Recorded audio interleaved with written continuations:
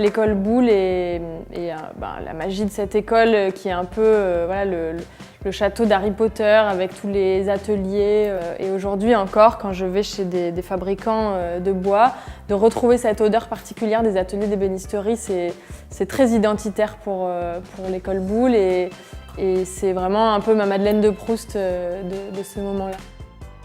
Les profs nous faisaient participer à des concours et notamment le concours du comité Colbert. Et je me souviens qu'on était 4 ou 5 très bons amis et qu'on s'est retrouvés chacun à participer dans une des catégories et qu'on a tous gagné dans les catégories. Et on s'est retrouvés à une remise de prix au Palais de Tokyo et c'est vraiment le moment où voilà, on avait des étoiles dans les yeux et où on avait l'impression que ça y est, ce métier était à notre portée. Je pense que ça serait mon premier rendu de cours de dessin, où j'avais l'impression que ça s'était plutôt bien passé, alors qu'en fait c'était la cata. Et je me suis rendu compte qu'autour de moi, tout le monde savait super bien dessiner, et moi c'était pas du tout le cas. Et à ce moment-là, je me suis fait vraiment ma première grosse frayeur. Et du coup, je me suis dit, à ce moment-là, il va falloir se mettre un petit coup au derrière et progresser plus que prévu.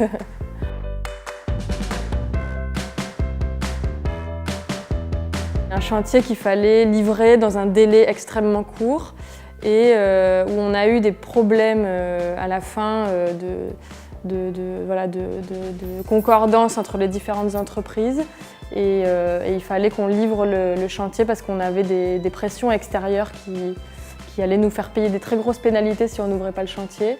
Et c'était un moment de stress intense, j'étais enceinte de 8 mois, j'avais le casque de chantier et il fallait quand même que ça avance. Et ce moment-là était interminable et j'ai cru que j'allais jamais m'en sortir. Et finalement, on a réussi à ouvrir dans les temps, mais c'était un très gros stress.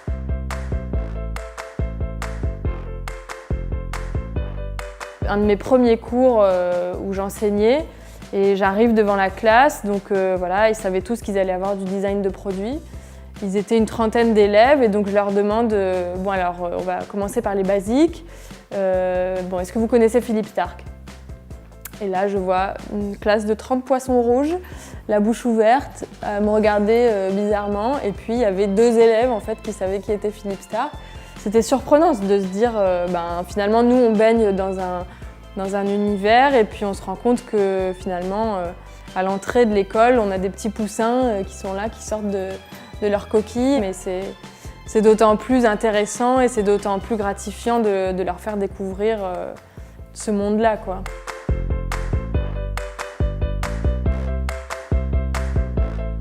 C'est un petit bureau que j'ai dessiné pour la Redoute, qui a été un des premiers objets, une des premières pièces éditées et qui a été mis en vente pendant 5 ans et qui a super bien marché, qui s'est très bien vendu.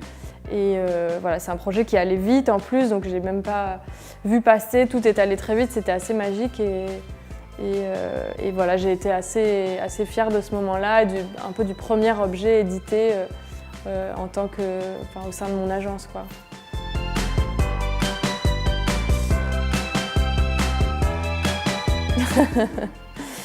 Vous voulez que je vous fasse l'accent, c'est ça, le verre avec l'accent? Je ne le ferai pas, je ne ferai pas le verre avec l'accent. À Marseille, on dit verre, comme à Paris, on dit le verre, voilà.